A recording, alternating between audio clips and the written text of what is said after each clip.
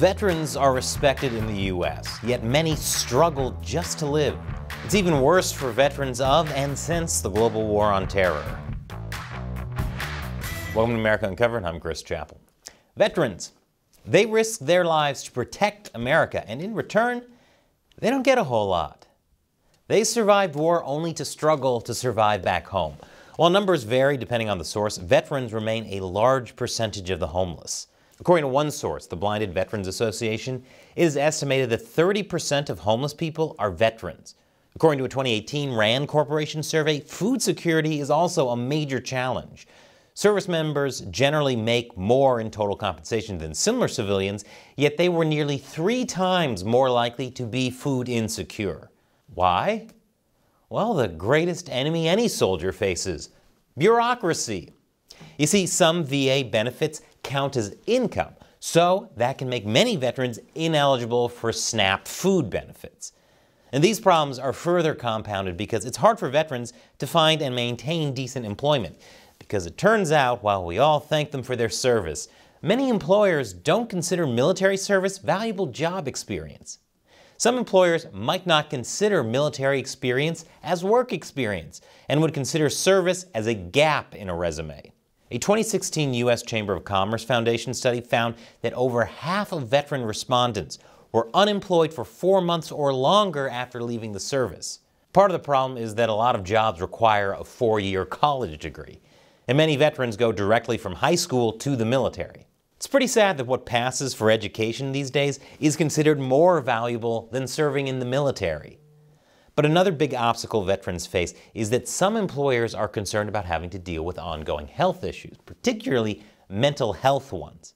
But of course, the U.S. government provides for the mental and physical well-being of veterans, right? Right? Well, according to this study, less than half of returning veterans needing mental health services receive any treatment at all.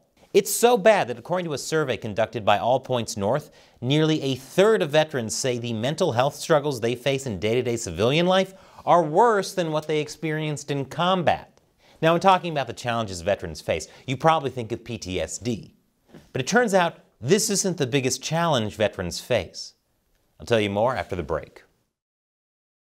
Welcome back.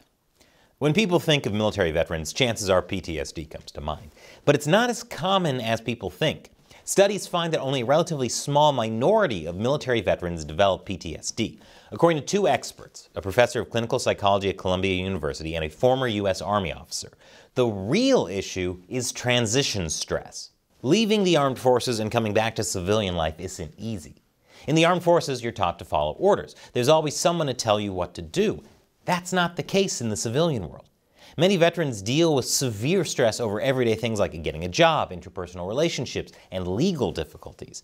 A 2019 Pew Research Center poll found that half of veterans believe that the military hasn't helped them prepare for making the transition to civilian life. Even Major General Dusty Schultz said the transition towards civilian life is pretty tough, and he's the very model of a modern Major General.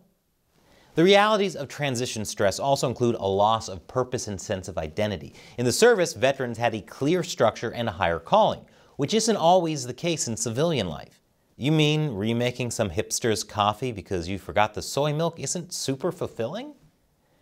According to researchers, transition stress is even higher among post-9/11 veterans than those who served in previous conflicts like World War II, Korea, or even Vietnam. In fact, younger veterans are more likely to struggle after leaving the military. According to a 2019 Pew Research Center poll, about 47% of the post-9/11 veterans surveyed by the center said that readjustment to civilian life from the military was difficult compared to 21% for older generations. Researchers say at least part of the reason for the difference is that more veterans were deployed and served in combat zones post-9/11 compared to earlier generations. And it probably doesn't help that the global war on terror ended with the Taliban immediately sweeping back into Afghanistan.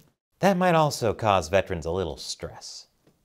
All of this helps provide context for why the suicide rate for veterans is 1.5 times higher than that of the general population. Adding to the suicide risk is the damage caused by head injuries. Research has shown an association between military-related traumatic brain injuries and suicide risk. So surely this is something that's being addressed by the government, right? Wrong. While the Pentagon does have suicide prevention programs, they don't focus on the impact of brain injuries. And then there's just weird things. Brown University's 2021 Costs of War project found that non-deployed troops have an even higher risk of suicide than those who've seen combat, and it's not clear why. All this results in a pretty high body count for soldiers after they survive fighting. 4 times as many veteran and active duty members of post-9/11 conflicts have died by suicide compared to those killed in combat in the global war on terror. And it might be much worse than that. According to America's Warrior Partnership, states might be undercounting veteran deaths by as much as 25%. And it's an extremely unusual situation. Historically, suicides in the military were lower than suicides among civilians, not the other way around. We just finished celebrating Veterans Day. But for many former soldiers, the last kind of service they need is lip service. Find a way to reach out to those veterans in need, because it doesn't seem like our government is doing a great job of it. Now, this episode was a bit of a downer. If you want to watch something a bit more fun, check out this video from my new segment, Deep Thoughts While Gaming, where I talk about things YouTube would normally consider too sensitive and hide it in gaming content. This one is about Lies of P. And as always, click on that orange button to support America Uncovered on Patreon. Once again, I'm Chris Chappell. Thanks for watching America Uncovered.